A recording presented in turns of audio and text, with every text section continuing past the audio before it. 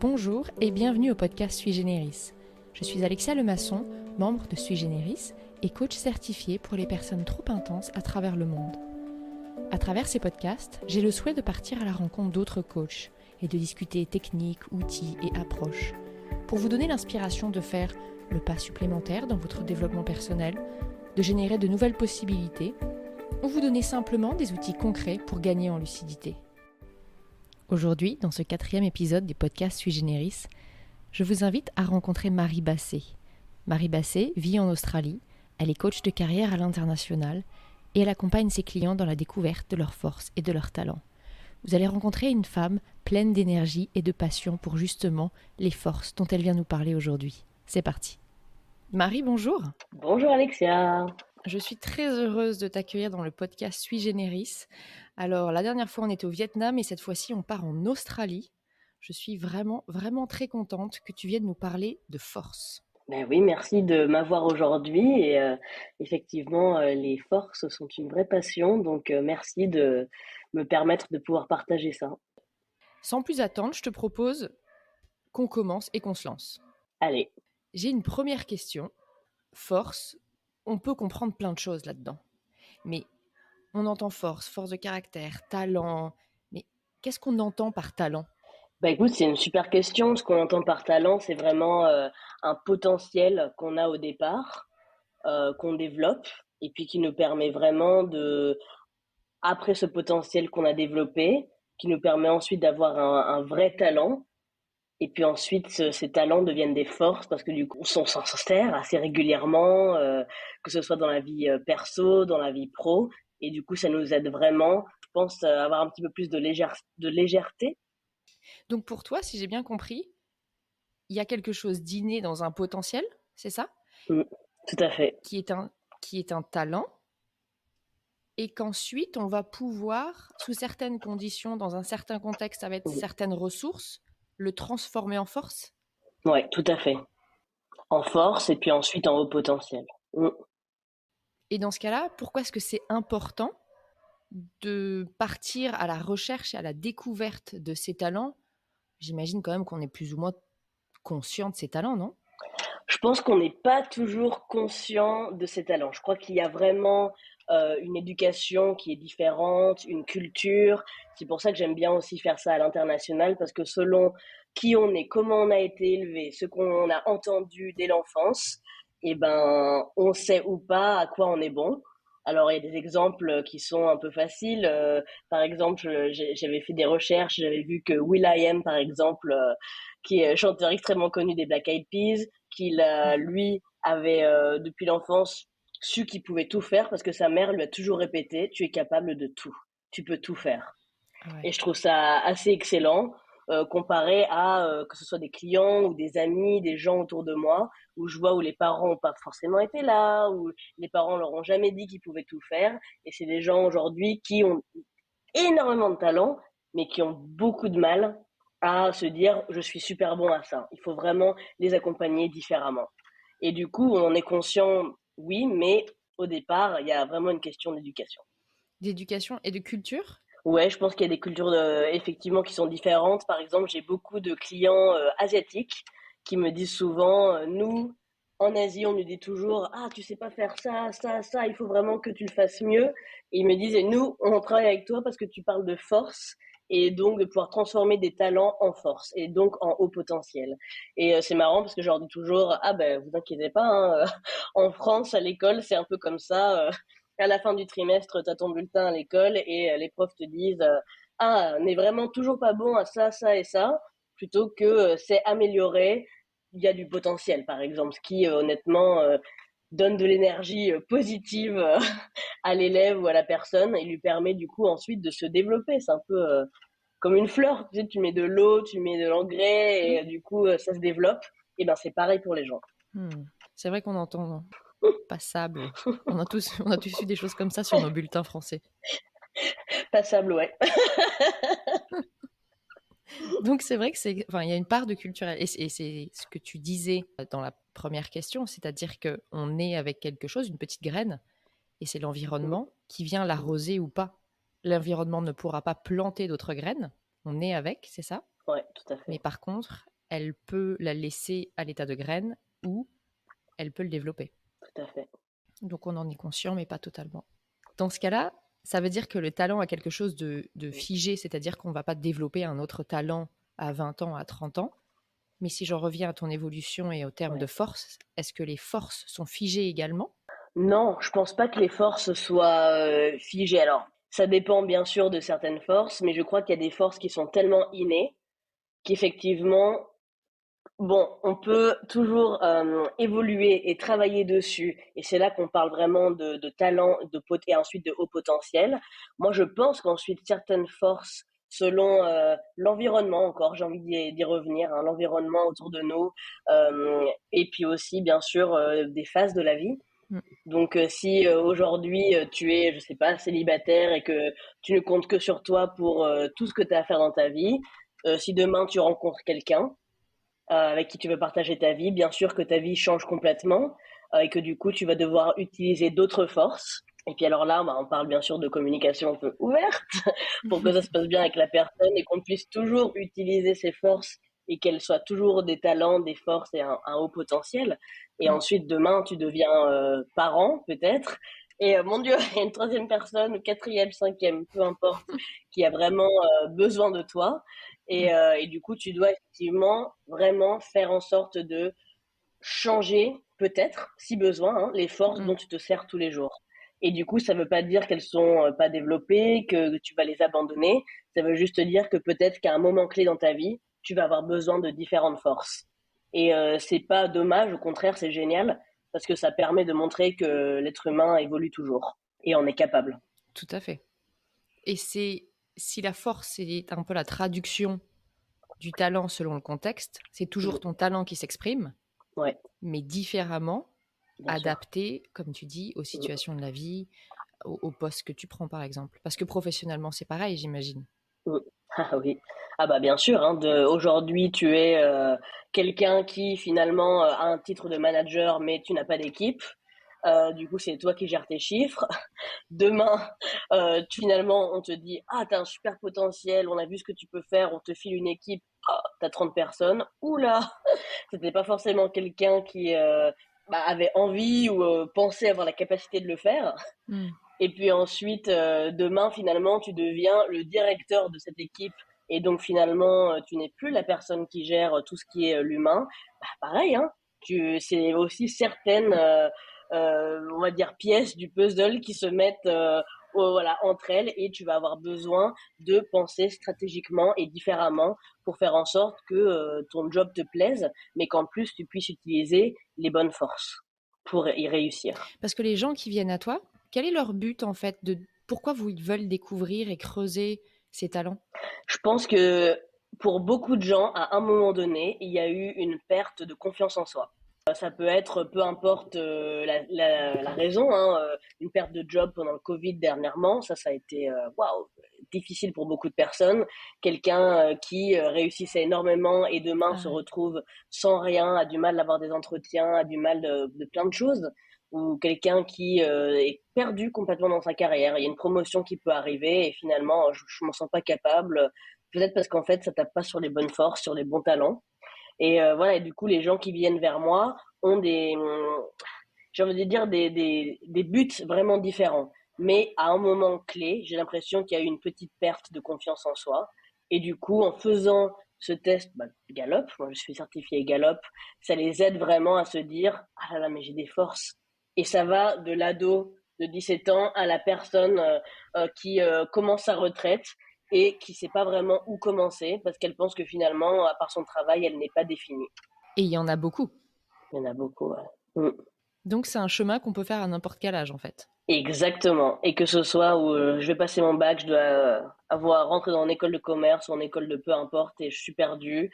Ah, je commence ma retraite, je sais pas où y aller ou waouh, j'ai une promotion, ça y est, c'était tout. J'ai travaillé dur pendant des années pour l'avoir, mais finalement le syndrome de l'imposteur et où on se dit est-ce que je peux y arriver? Bien sûr, tout Mm. le monde peut y arriver, mais voilà, comment? Et peut-être que parfois c'est À quel prix? exactement à quel prix. Et parfois, Mm. ben voilà, ça peut être de débriefer Galop, Ça peut être une petite séance de reprise de confiance en soi qui finalement change la donne. C'est Mmh. un bon investissement.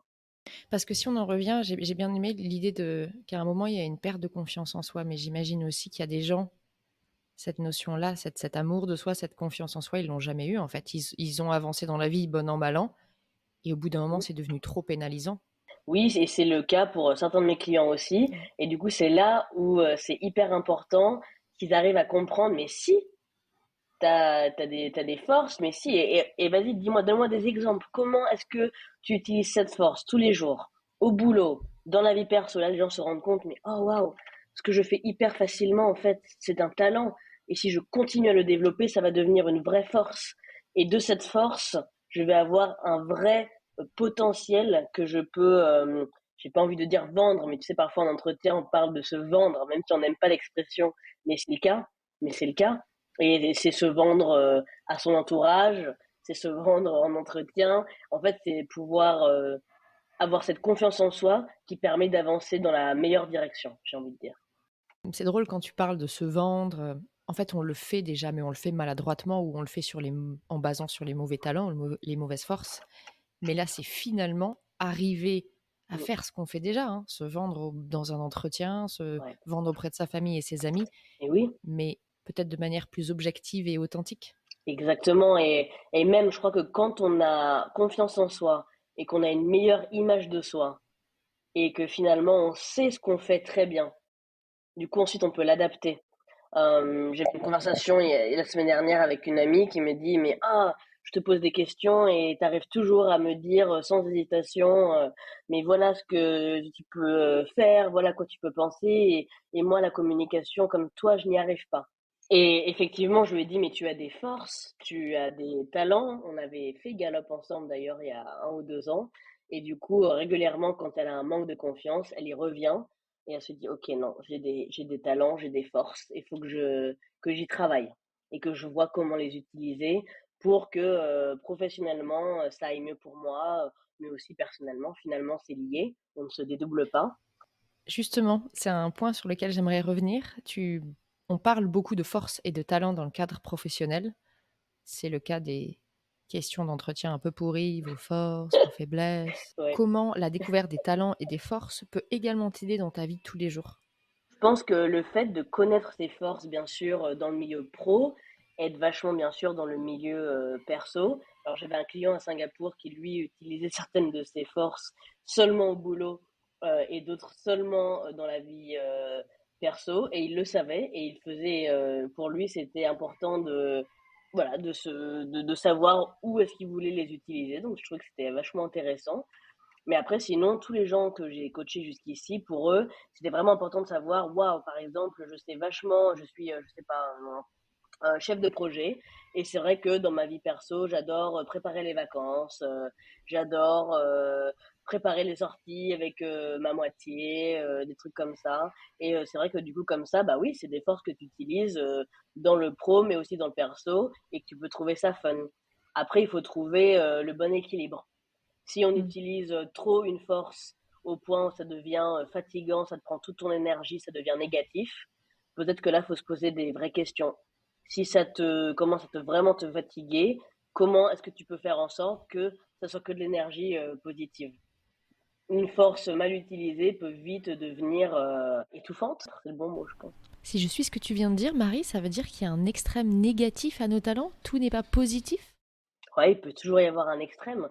C'est pour ça qu'il faut savoir comment les utiliser, comment ne pas aussi peut-être trop en imposer pour les autres. J'avais une cliente qui me disait qu'elle voulait toujours avoir tout de suite de ses collègues et qu'elle ne voulait pas attendre et qu'elle imposait des dates pour avoir ce qu'elle voulait et qu'on a travaillé vraiment sur mais est-ce que tu sais pourquoi les autres te disent non à telle date c'est impossible?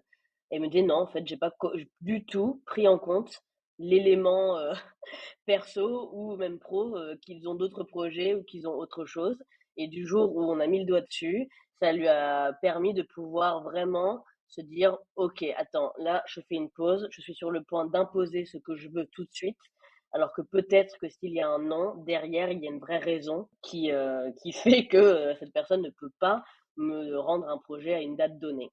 Et donc, du coup, maintenant, elle a réussi un petit peu à prendre du recul. Donc, du coup, voilà, c'est ça une force, pas forcément bien utilisée. Sa force, c'était l'organisation, sa force, c'était le Ouais, c'est ça, exactement. Mais très souvent, elle allait jusqu'à pousser les gens. Alors qu'en fait, peut-être que c'est pas que ses dates à elle, mais c'est aussi les dates de tous les gens qui sont inclus dans le projet. on a parlé beaucoup encore de force, de talent, ça tombe bien, c'est l'objet de ce podcast. Mais je me dis, est-ce que finalement, à vouloir creuser sur ses talents, ses forces, et tout le positif, Ouais. c'est pas un déni de ses faiblesses? Alors, un déni de faiblesse, non, pas forcément. Les faiblesses, ça dépend déjà ce qu'elles sont. Moi, je pense, j'aime pas trop parler de faiblesse, je parle plutôt de zones d'ombre peut-être. On peut parler de potentiel peut-être aussi mal utilisé.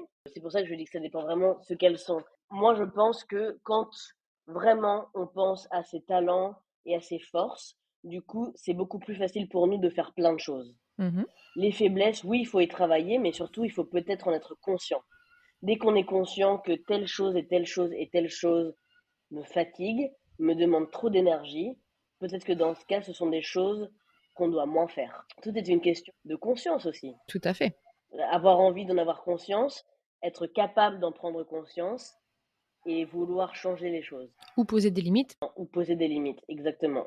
Poser des limites à soi-même, c'est-à-dire: «Non, ce poste-là, ce projet-là, c'est Mm. pas pour moi parce que, bah, déjà, je suis pas forcément très bon pour le faire. Mes talents seraient mieux utilisés ailleurs ou ça va me prendre trop d'énergie».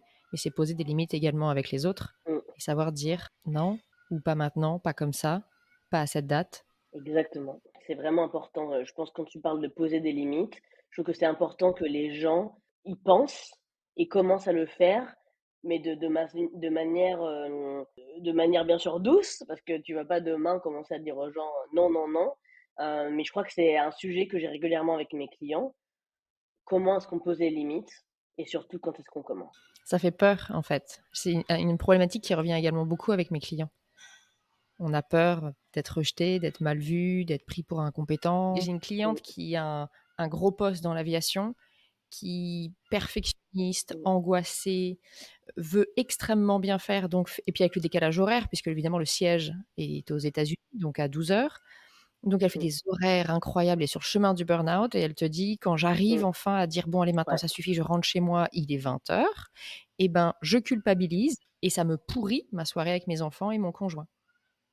Quand tu parles de culpabilité, j'aime bien parce qu'en fait, c'est vrai que les gens, pensent vraiment à ça, alors qu'en fait, je crois qu'il faut se dire: «OK, il va y avoir cette question de culpabilité, mais ensuite, quel va être vraiment l'aspect positif pour moi?»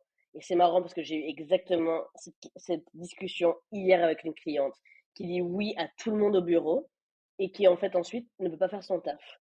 Et en fait, ce qui était intéressant, c'est qu'elle m'a dit: «Eh ben, 10 à 17h30, tout le monde rentre, à la maison et moi, à 17h30, je commence à faire mon boulot». Elle est mère de famille, elle a des ados, elle a plein de trucs à faire à la maison et à 17h30, elle commence son boulot. Et je lui ai dit: «Eh ben, est-ce qu'on peut juste parler des conséquences négatives pour toi quand tu dis oui à tout le monde?» Et c'est là qu'elle s'est dit: «Mais c'est pas possible. C'est pas possible, mais oui, mais tu raison. Du coup, il faut que je sois plus stricte avec moi-même et cetera». «OK, bah, quand est-ce qu'on commence alors?» On m'a dit: «OK, bah, on commence aujourd'hui». Revenons-en, talent, force. Il y avait une autre question que j'avais qui était, tu nous as parlé de Gallup pour l'identification des talents, mais si tu souhaites commencer là maintenant, dans son quotidien, est-ce que tu as des petites recommandations, des astuces pour commencer à identifier nos talents? Du coup, moi, je pense que pour identifier ses talents, il y a 2 choses. Un, il y a qu'est-ce que tu fais facilement dans la vie de tous les jours? Et ça peut être, j'adore organiser, des vacances, j'adore organiser des sorties avec mes copines. Ah OK, tu es peut-être, bon en organisation, tu es bon peut-être aussi même en communication et voir comment est-ce que tu t'en sers, aussi peut-être dans ta vie, professionnelle.